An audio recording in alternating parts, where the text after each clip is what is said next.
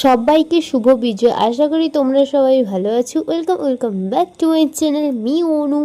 আমার ভিডিওটা তোমরা যদি ফেসবুক পেজ থেকে দেখে থাকো, পেজটাকে অবশ্যই ফলো করে দিও। আর ইউটিউব চ্যানেল থেকে ভিডিওটা দেখে থাকলে চ্যানেলটিকে অবশ্যই সাবস্ক্রাইব করে দিও। আর পাশে থাকা বেল আইকনটা প্রেস করতে একদম ভুলো না নেক্সট ভিডিওর আপডেট পেতে। আমি খুব আজ এক্সাইটেড, কারণ লাইফে ফার্স্ট টাইম মা দুর্গাকে বরণ করব। আমার সাথে আমার ভাইও আছে। উলবেড়িয়া আমার প্রাণের শহর, আমি এই উলবেড়িয়াতেই থাকি। দেখো, মা এসেছে বলে গোটা শহরটা কি সুন্দর আলোয় সেজে উঠেছে। দশমী মানে মায়ের বিদায় বেলা, বেদনার সুর, আত্মনাদ, আবার 365 দিনের অপেক্ষা। আমরা বাঙালিরা সারা বছর অপেক্ষা করি দুর্গা পুজোর জন্য। নো এন্ট্রি হওয়ার জন্য স্টেশন থেকে হেঁটে হেঁটে আমাদের যেতে হচ্ছে। উলুবেড়িয়ার কালীবাড়ি এসে দেখছি বরণ করার জন্য লম্বা একটা লাইন হয়েছে। আর অবশেষে লাইন পেরিয়ে পেরিয়ে আমরা মায়ের কাছে যাচ্ছি বরণ করার জন্য।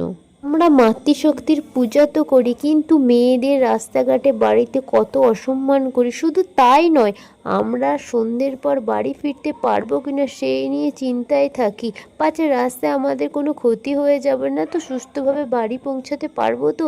শুধু আমরা নয়, আমাদের ফ্যামিলির লোকেরাও ভয়ে ভয়ে চিন্তায় থাকে এই নিয়ে। কেন আমাদের ভয়ে ভয়ে দিন কাটাতে হবে? কিছু কিছু নরপিচাচ আছে যারা কিনা কত মা বোন দিদির ক্ষতি করে সর্বনাশ করেছে। আমাদের দেশের শাসন ব্যবস্থা এতটাই খারাপ, কোনো কিছু শাস্তি বিচার কিচ্ছু নেই। মিটিং মিছিল এত কিছু, আন্দোলন, লাভের লাভ কিছুই হলো না। দোষীরা শাস্তিই পেল না। শাস্তি পেলে এরকম আর দ্বিতীয়বার করার সাহস দেখাতে পেত না। কিন্তু ওই যে আমাদের দেশের শাসন ব্যবস্থা ভালো নয়।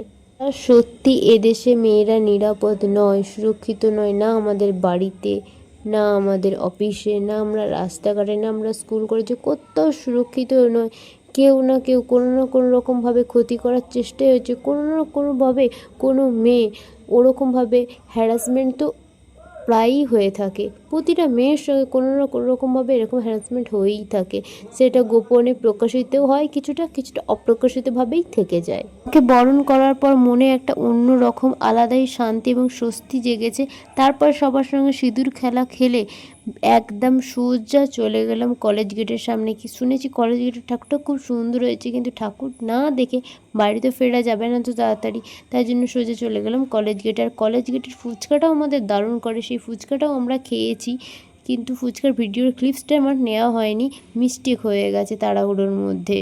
বছরে আমি মা দুর্গার কাছে এটাই প্রার্থনা করি, যেন আরজি করের বিচার হয়, আর কোনো দিদিকে বা বোনকে বা মাকে এইভাবে না মৃত্যুবরণ করতে হয়, বা কোনো দিদি বোন মাকে যেন এরকমভাবে হ্যারাসমেন্ট না হতে হয়, বা শান্তিভাবে রাস্তায় ঘুরতে পারে, শান্তিভাবে বাড়ি ফিরে আসতে পারে, তাদের ফ্যামিলির কাছে ফিরে আসতে পারে। এরকম অস্বাভাবিক মৃত্যু যেন না হয় তাদের।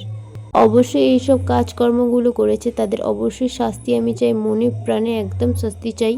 পুজো বেশ ভালোই চলছিল। পুজো হয়েও গেল, পুজো শেষও হয়ে গেল। আজকে দিন হলেই পুজো শেষ। মনটা কেমন বিষণ্ণ বিষণ্ণ ভাব, বিষণ্ণতায় ভরে গেছে। আবারও গোটা একটা বছরের অপেক্ষা, মা আসবে আসবে এটাই বোধহয় ভালো ছিল, আবার চলেও গেল। কীরকম একটা বেদনার সুর জেগে উঠেছে বাতাসে। কিভাবে পুজো কাটালে সেই গল্পটা আমার সঙ্গে শেয়ার করো, আমি শুনবো। আমার গল্প শুনতে দারুণ লাগে। একে একে ঠাকুর সব বিসর্জন যাচ্ছে। যদিও মায়ের বিসর্জন হয় না, মা বাপের বাড়ি ছেড়ে কৈলাসে যাচ্ছে বাবা মহাদেবের কাছে। আজ আমার ভিডিওটা এই অবধি। আজকের আমার ভিডিওটা কেমন হয়েছে তোমরা জানাবে। আজকে আমার লুকটা কেমন হয়েছে সেটাও আমাকে কমেন্ট করে জানিও। ভিডিওটা ভালো লাগলে অবশ্যই লাইক করে দিও। দেখা হচ্ছে নেক্সট কোনো ভিডিওতে। আজকের মতো বাই বাই, টাটা।